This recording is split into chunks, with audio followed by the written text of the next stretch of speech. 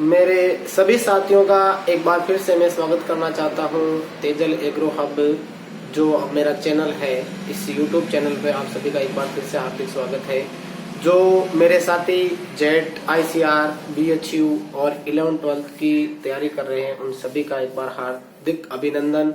और मैं आज जो इस चैनल और इस जो वीडियो है, इस वीडियो के अंदर मैं एक बीज से संबंधित कुछ जानकारी साझा करना चाहता हूं। तो सबसे पहले अपन बात करते हैं बीज की।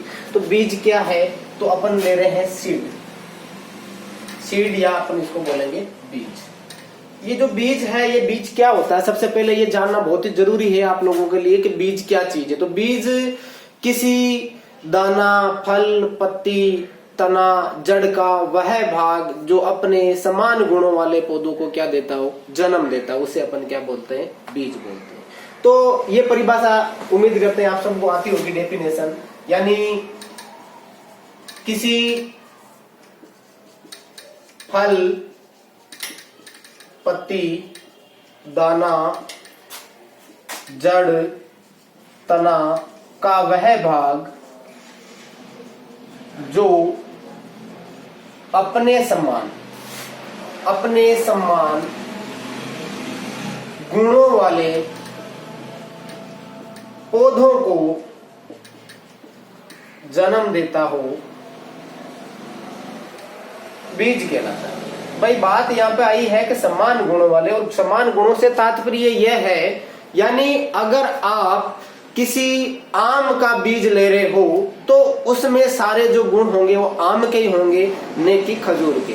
तो मेरे कहने का मतलब ये था, जिस भी पौधे का अंश है, जिस भी पौधे का वनस्पतिक भाग अपन काम में ले रहे हैं, तो उसमें उसी पौधे के क्या होंगे? सभी गुण विद्यमान होंगे। तो ये बात तो कंफर्म हो गई। अब अपन बात करते हैं बीज के गुण, यानी इसके क्या क्या गुण होने चाहिए। अरे ये बीज है तो इसके कुछ गुण है। जैसे अपनी जो संस्थाएं होती है, दो संस्थाएं हैं, एक तो इस क्षेत्र में NSC काम करती है यानी नेशनल सीड कॉर्पोरेशन, और एक करती है राजस्थान स्टेट सीड कॉर्पोरेशन, यानी जिसका दोनों का हिंदी में नाम है। NSC का तो हिंदी में फुल फॉर्म होता है राष्ट्रीय बीज निगम, और RSS जो C है इसका फुल फॉर्म होता है राजस्थान राज्य सीड यानी बीज निगम कहते हैं। तो NSC का मुख्यालय है नई दिल्ली में, और RSS का मुख्यालय जो है वो है आपके मतलब अपने जयपुर जिले में। तो हम बात करते हैं इन दोनों संस्थाओं का क्या काम होता है। ये संस्थाएं जो होती है बीजों का क्या करती है? वितरण करती है। राजस्थान लेवल की संस्था है वो तो क्या करती है? राज्य में किसानों को बीज वितरण का कार्य करती है, और जो नेशनल लेवल की संस्था है वो काम करती है राष्ट्रीय स्तर पर बीजों को वितरण करने का काम। और इनकी जो गुणवत्ता से संबंधित जो जानकारी होती है जो हम आगे चर्चा करने जा रहे हैं। तो सबसे पहले अपन बात करते हैं यहाँ पर, जैसे एक होती है बीजों की आनुवंशिक शुद्धता, एक होती है बीजों की भौतिक शुद्धता, और एक होती है बीजों की रियल वैल्यू, जिसे अपन बोलते हैं वास्तविक उपयोगिता मान। तो हम बात करते हैं सबसे पहले, यानी यहाँ पर एक उत्तम बीज क्या लिख सकते हैं अपन? एक उत्तम बीज सामान्य या स्थानीय किस्म कह सकते हो, सामान्य या स्थानीय किस्म के मुकाबले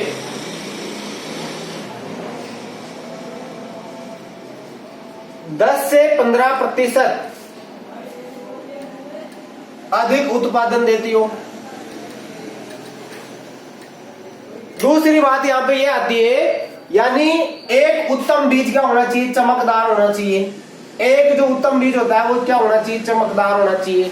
एक उत्तम बीज गोल व सुडौल होने चाहिए, गोल, सुडौल व पूर्ण भरे हुए होने चाहिए, पूर्ण भरे हुए होने चाहिए। तीसरी बात यहां पे लागू होती है, यानी जो एक उत्तम बीज होता है उस बीज की आनुवांशिक शुद्धता, ये शुद्धता इसकी होनी चाहिए 99.9%। ध्यान रखना है, 99.9% इसकी क्या होनी चाहिए? आनुवांशिक शुद्धता होनी चाहिए। अब हम बात करने जा रहे हैं भौतिक शुद्धता की। तो एक उत्तम बीज में भौतिक शुद्धता 80% से क्या होनी चाहिए? अधिक होनी चाहिए। तो हम बात करने जा रहे हैं वास्तविक उपयोगिता मान। तो वास्तविक उपयोगिता मान है ये उसका 75% से अधिक होना चाहिए। कितने प्रतिशत होना चाहिए भाई?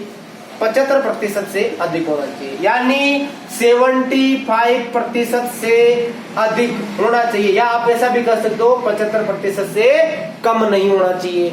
अब आप मेरे से पूछोगे यानी आनुवंशिक शुद्धता क्या है, भौतिक शुद्धता क्या है, वास्तविक उपयोगिता मान क्या है, तो ये तो बेसिकली चीजें है, वैसे पता होगी। आनुवंशिक शुद्धता का मतलब होता है बीज के भ्रूण से संबंधित जो शुद्धता होती है वो तो कहलाती है आनुवंशिक शुद्धता। और आनुवंशिक शुद्धता ज्ञात करने का जो टेस्ट होता है वो होता है ग्रो आउट टेस्ट। इसकी शुद्धता कैसे ज्ञात करते हैं? Grow out test. Grow out test होता है, इस टेस्ट के माध्यम से यानी इस परीक्षण के माध्यम से अपन क्या करते हैं, उस बीज की आनुवंशिक शुद्धता को क्या किया जाता है? ज्ञात किया जाता है।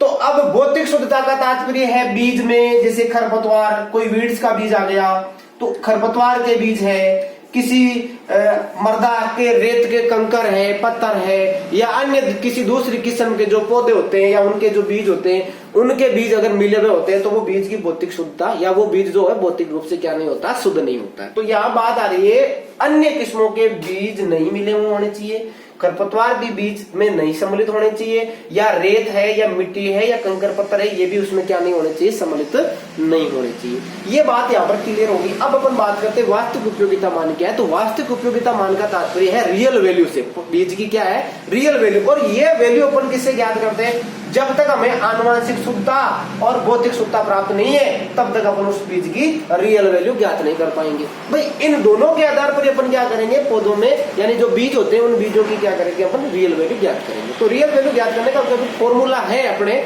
यानी भौतिक शुद्धता इंटू अंकुरण प्रतिशत बटे 100 आ जाता है। तो ये एक अपन फॉर्मूला है, इस फॉर्मूले के माध्यम से अपन पौधों में बीजों की जो रियल वैल्यू है वो अपन क्या कर सकते हैं? ज्ञात कर सकते हैं।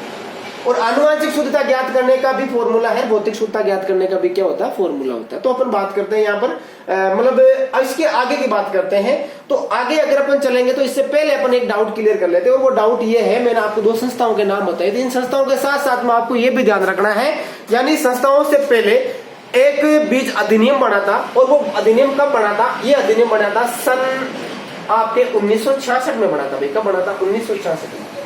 अधिनियम बनने का अगर आपसे पूछे, राष्ट्रीय बीज अधिनियम, देखो जिसका पूरा नाम है राष्ट्रीय बीज अधिनियम, बीज अधिनियम। तो ये अधिनियम बना कब? ये बना था 1966 में बन गया था। लेकिन इस अधिनियम को लागू विधिवत रूप से कब किया गया? 2 अक्टूबर, ध्यान रखना, 2 अक्टूबर 1969 को क्या किया गया था? इस अधिनियम को लागू किया गया था। कौन सा अधिनियम है? राष्ट्रीय बीज अधिनियम को लागू किया गया था। लेकिन एक क्वेश्चन और बनता है, वो ध्यान रखना, जैसे अपन सुपरवाइजर वगैरह में इस जो बच्चे तैयारी कर रहे हैं वो विशेष ध्यान देंगे, उनसे पूछा जा सकता है राष्ट्रीय बीज नीति। क्या पूछा जा सकता है? राष्ट्रीय बीज नीति का पूछा जा सकता है। राष्ट्रीय बीज नीति, ये नीति बनी थी सन 2002 में बनी थी। कब बनी थी भाई? सन 2002 में राष्ट्रीय बीज नीति बनी थी। ध्यान रखना भाई, राष्ट्रीय बीज नीति कब बनी थी? सन 1969 में बनी थी। ये आपकी जो 2 अक्टूबर 1969 को लागू हुआ वो तो था बीज अधिनियम, और जो राष्ट्रीय बीज नीति है वो 2002 में बनी थी।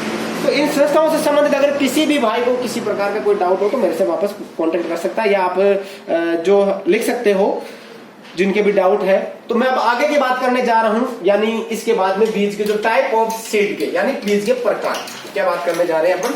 टाइप ऑफ सीड यानी बीज के प्रकार।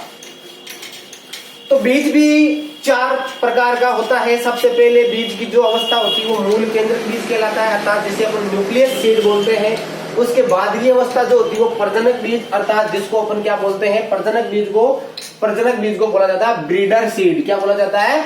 Breeder seed. और तीसरा जो बीज आता है वो बीज होता है आधार बीज, और ऐसे बीज को अपन फाउंडेशन सीड या फिर अपन मदर सीड के नाम से जानते हैं। और चौथी अवस्था अपने जो आती है वो होती है प्रमाणित बीज, जिसे अपन सर्टिफाइड बीज कहते हैं। तो सबसे पहले बीज के प्रकार, और बीज के प्रकार में सबसे पहले अपन बात करते हैं वो होता है मूल केंद्रक बीज। कौन सा बीज होता है? मूल केंद्रक बीज। देखो सबसे ध्यान देने वाली बात है पहली अवस्था बीज की, यह फर्स्ट अवस्था होती है मूल केंद्रक बीज। ये बीज की क्या है? फर्स्ट अवस्था है। और हम यहाँ पे बात कर रहे हैं ये बीज की प्रथम अवस्था है, तो ध्यान रखना इस ये जो बीजों की संख्या होती है कुछ एक होती है, बहुत ही मिनिमम होती है, बहुत ही कम मात्रा में होती है। तो हम बात करते हैं मूल केंद्रक बीज, इसको अपन न्यूक्लियस सीड भी कहते हैं, न्यूक्लियस सीड भी बोला जाता है इसको। अब ये जो न्यूक्लियस सीड है, इस बीज में आनुवांशिक शुद्धता कितनी होती है? इसकी आनुवांशिक शुद्धता होती है आपके पूरी 100%। कितने परसेंट होती है? 100% आनुवांशिक शुद्ध होता है ये बीज। अगर आपसे पूछा जाए यानी मूल केंद्रक बीज से, दूसरा इसका पॉइंट क्या है, मूल केंद्रक बीज से, यानी इस बीज से कौन सा बीज तैयार करते हैं अपन?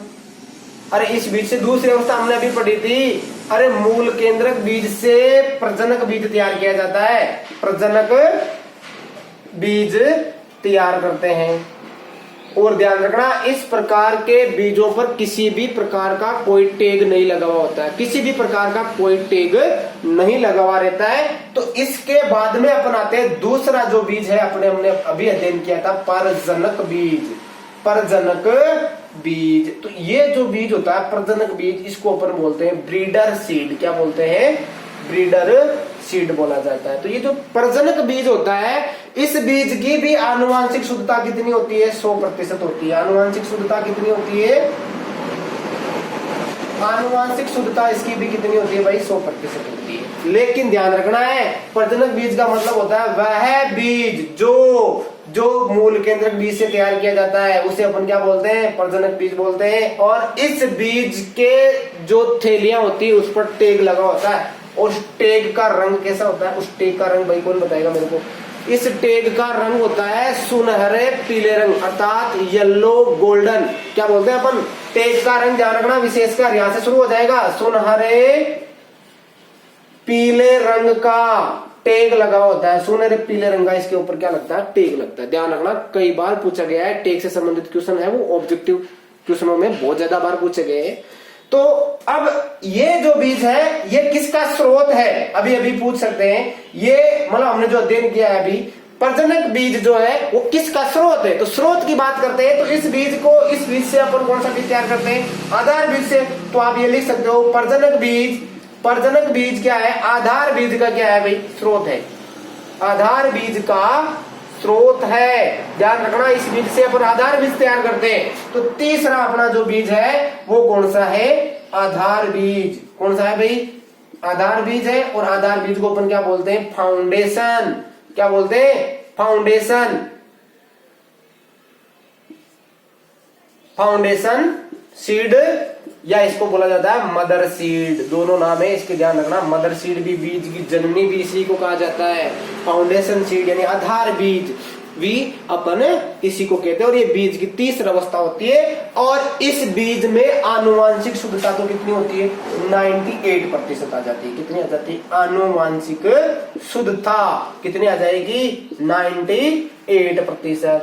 और ध्यान रखना है इन बीजों पर, या इन बीजों की जो थैलियां होती है उनके ऊपर सफेद रंग का टैग किस रंग का लगा होता है? सफेद रंग का टैग लगा हुआ होता है। और ये बीज जो होता है, ये बीज अपने किस बीज का स्रोत होता है? ये बीज अपने स्रोत होता है जो अंतिम अपन बात करेंगे प्रमाणित बीज। चौथा जो बीज हम बात कर रहे हैं प्रमाणित बीज। तो प्रमाणित बीज का ये क्या होता है? प्रमाणित का स्रोत होता है। कौन होता है? इसको अपन क्या बोलते हैं? सर्टिफाइड बोलते हैं। तो सर्टिफाइड बीज। अब देखो ये जो वेरी इंपॉर्टेंट बात है, ध्यान रखने वाली बात ये है कि सर्टिफाइड जो बीज है अर्थात जो प्रमाणित बीज है, इस बीज को तैयार किस बीज से किया जाता है? तो इस बीज को अपन तैयार करते हैं आधार बीज से। तो आधार बीज से इस बीज को तैयार किया जाता है। और ध्यान रखना इस पर टैग कितना लगा होता है? मतलब इस पर टैग जो लगा होता है वो होता है नीले रंग का, ब्लू रंग का क्या लगा होता है? टैग लगा हुआ रहता है। नीले रंग का इसके ऊपर क्या लगता है भाई? टैग लगता है। अब अपन बात करने जा रहे हैं, आज तक भारतीय किसानों को मात्र 12% ही क्या प्राप्त होता है? प्रमाणित बीज प्राप्त होता है। कौन सा बीज प्राप्त होता है भाई? प्रमाणित बीज भारतीय किसानों को कितने प्रतिशत प्राप्त होता है? तो 12% प्राप्त होता है। कितने प्रतिशत प्राप्त होता है भाई? 12%। ओनली फॉर अभी तक भारतीय किसान इतने डेवलप्ड नहीं है, इस वजह से उनको यानी बीज जो है प्रमाणित या सर्टिफाइड जो बीज है बहुत ही कम मात्रा में प्राप्त होता है। इसी वजह से हम प्रोडक्शन के मामले में बाकी जो डेवलप्ड जो कंट्रियां हैं उनसे कई पीछे हैं या पिछड़े हुए हैं।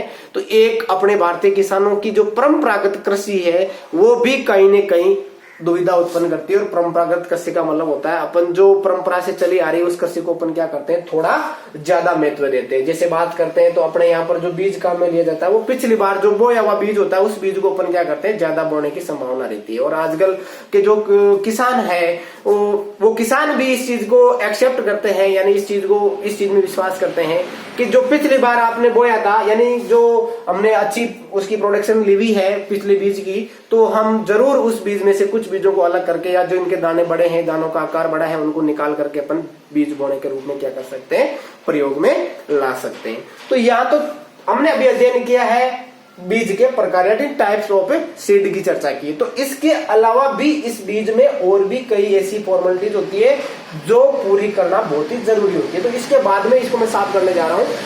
तो हम बात करने जा रहे हैं इसके बाद में आनुवांशिक शुद्धता की बात कर रहे हैं। किसकी बात कर रहे हैं? आनुवांशिक शुद्धता, या फिर अपन अंकुरण प्रतिशत की बात करेंगे। किसकी करेंगे भाई? अंकुरण प्रतिशत। तो अंकुरण प्रतिशत भाई, अंकुरण प्रतिशत का मतलब होता है अगर आपने कितने बीज बोए हैं, मान लीजिए आपने कुल बीज कितने बोए, उनमें से कितने बीजों का क्या हुआ है, अंकुरण हुआ है, तो वो बीज क्या कहलाएंगे? अंकुरित बीज कहलाएंगे। तो यही कहलाएंगे अंकुरित बीज। तो सामान्य नवोद्भिद भी कहते हैं जिन्हें। तो एक होता है न्यूनतम अंकुरण प्रतिशत। क्या होता है? मिनिमम, न्यूनतम अंकुरण प्रतिशत। यानी इसका फॉर्मूला क्या है? न्यूनतम अंकुरण प्रतिशत बराबर, यानी बराबर ऊपर क्या आ जाएगा? सामान्य नवोद्भिद बीजों की संख्या बट्टा कुल बोए गए बीजों की संख्या इनटू में आ जाएगा आपके 100। अगर मान लीजिए न्यूनतम अंकुरण प्रतिशत आपको ज्ञात करना है तो हम यहां पर बात करने जा रहे हैं न्यूनतम अंकुरण प्रतिशत की। तो हम बात कर रहे हैं, यानी इसमें मान लीजिए अपन ने न्यूनतम अंकुरण प्रतिशत, कुल बीजों की संख्या कितनी है अपने पास में? 400 है, ठीक है। और उनमें से बीजों का अंकुरण कितना हुआ है? कितने बीजों का अंकुरण हुआ है? मान लीजिए 380 बीजों का क्या हो गया? अंकुरण हो गया। यानी जो 400 कुल हमने बोए उनमें से 380 का अंकुरण हो गया है और इनटू में क्या करना है? 100 लगाना है। तो आप इस प्रकार से क्या कर सकते हो? निकाल सकते हो। 2 शून्य से 2 शून्य निकाल लो। अब सीधा सा क्या बचा है? 380 में 4 का क्या करना है? भाग देना है। 380 बटे 4 तो कितनी बार जाएगा? लगभग कितना परसेंट आएगा देख सकते हो आप, जो भी है काटने से मिल जाएगा आपको। 9 बार तो चला गया सीधा ही। और यहाँ पर देख सकते हैं अपन 380 में भाग दे के देख लेते हैं। 4 का 36 बार गया, 9 बार 9 चौके 36। तो पीछे कितने बचे अपने? 2 बचे, 20 बचे, 5 चौके 20। तो लगभग 95%। यानी ध्यान रखना है आपको, यानी ये अगर इस प्रकार का आपसे आज मतलब फॉर्मूला दे दिया जाए और इस प्रकार का अगर न्यूमेरिकल क्वेश्चन भी आ जाए तो ध्यान रखना उस जो बीज का जो सामान्य नमूना था हमारे पास में, उनका जो अंकुरण प्रतिशत है न्यूनतम वो कितना प्राप्त हुआ अपने को? 95% प्राप्त हुआ। ठीक है, तो ध्यान रखना है। इस प्रकार से अपन बात कर लेते हैं, यानी एक टेबल बनने जा रही है यहाँ पर। तो जैसे कुछ फसलें होती है जिनका न्यूनतम अंकुरण प्रतिशत लगभग क्या होता है? फिक्स होता है। जैसे अपन बात करते हैं गेहूं, जो सरसों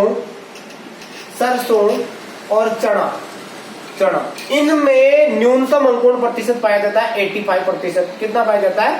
85%। यानी अगर आपने 100 बीज बोए हैं तो उनमें से 85 बीजों का तो अंकुरण होगा ही होगा। इससे ज्यादा तो हो सकता है लेकिन इससे कम अंकुरण नहीं होगा। वो हो गया इसका न्यूनतम अंकुरण प्रतिशत। उसके बाद में अपन लेते हैं धान, जवार, रिजगा, बरसीम, है ना, बरसीम है, तिल है, इनका अंकुरण प्रतिशत होता है 80%। कितना परसेंट होता है? 80% होता है। अब अपन बात करने जा रहे हैं धान ज्वार के बाद में, जैसे मूंग है आपके, मूंग, उड़द है ना, अरहर, मोट, यानी ये जो दलहन वगैरह है, इन सब का जो न्यूनतम अंकुरण प्रतिशत होता है वो आपके होता है 75%। इसमें बाजरा भी सम्मिलित है, लगभग कितना होता है? 75%। इसमें बाजरा भी क्या है? सम्मिलित है। इन सभी क्रॉप्स का जो न्यूनतम अंकुरण प्रतिशत है वो 75% होता है। और अब हम आगे बात करते हैं किन किन क्रॉप्स का जो है वो 76% होता है। जैसे मूंगफली है, सोयाबीन है, कुसुम है, गंवार है, इनका होता है 70% न्यूनतम अंकुरण प्रतिशत। और अंतिम में कपास और भिंडी, इनका अंकुरण प्रतिशत होता है 65%। और एक हमने मक्का लिया नहीं था, मक्के का सबसे ज्यादा होता है और वो होता है 95 से 98% तक क्या होता है? न्यूनतम अंकुरण प्रतिशत। यानी इससे कम क्या नहीं होंगे? बीजों का अंकुरण नहीं होगा, इससे ज्यादा ही बीजों का क्या होगा? अंकुरण होगा। तो ये तो था एक न्यूनतम अंकुरण प्रतिशत की इस प्रकार की टेबल बनती है, जिसको अपन को याद रखना। पूछा जा सकता है निम्न में से किस क्रॉप्स का यानी किस फसल का कितना अंकुरण प्रतिशत है। अब हम अंकुरण प्रतिशत के बाद में बात करने जा रहे हैं भौतिक शुद्धता। और भौतिक शुद्धता मैंने आपको पहले ही बता दी है, बीज में यानी बीज जो होता है आपके अन्य किस्मों के बीजों से रहित होना चाहिए, खरपतवार के बीजों से रहित होना चाहिए, या फिर कंकर पत्थर से भी क्या होना चाहिए? बीज रहित होना चाहिए। तो ऐसा बीज जो होता है वो क्या कहलाता है? भौतिक रूप से शुद्ध कहलाता है। अगर बीज भौतिक रूप से शुद्ध नहीं है तो हमें उसमें रोगिंग की क्रिया, और रोगिंग का मतलब क्या होता है? रोगिंग ध्यान रखना, अरे पूछा गया है कई बार रोगिंग क्या चीज है। तो रोगिंग का मतलब होता है बीज में से, किसी भी फसल में से अन्य फसल के पौधों को हाथ से चुन चुन करके उखाड़ना क्या कहलाता है? रोगिंग कहलाता है। क्या कहलाता है भाई? रोगिंग कहलाता है। ध्यान रखना, ये क्रिया बहुत बार पूछी गई है, रोगिंग क्या है? तो ये क्रिया जो है वो रोगिंग कहलाती है। अब हम बात करने जा रहे हैं इसके बाद में, यानी ये तो हो गया था अपने जैसे न्यूनतम अंकुरण प्रतिशत हो गया। अब अपन इसके बाद में भी बात कर लेते हैं, और भी कुछ चीजें हैं। जैसे सबसे पहले अगर अपन बात करें तो बीजों से संबंधित अपन कुछ चीजें कंफर्म की है। एक होता है टेस्ट वेट और एक होता है परीक्षण भार। तो टेस्ट वेट तो परीक्षण भार है, और एक होता है बीज सूचकांक, जिसे अपन बोलते हैं सीड इंडेक्स। क्या बोलते हैं?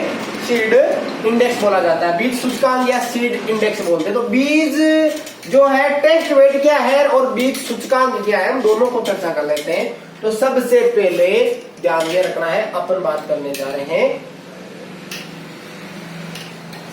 बीज की जो दो मुख्यतः अपन बातें याद करने जा रहे हैं। सबसे पहले तो है जैसे बीज सूचकांक। चलो बीज सूचकांक की बात कर लेते हैं।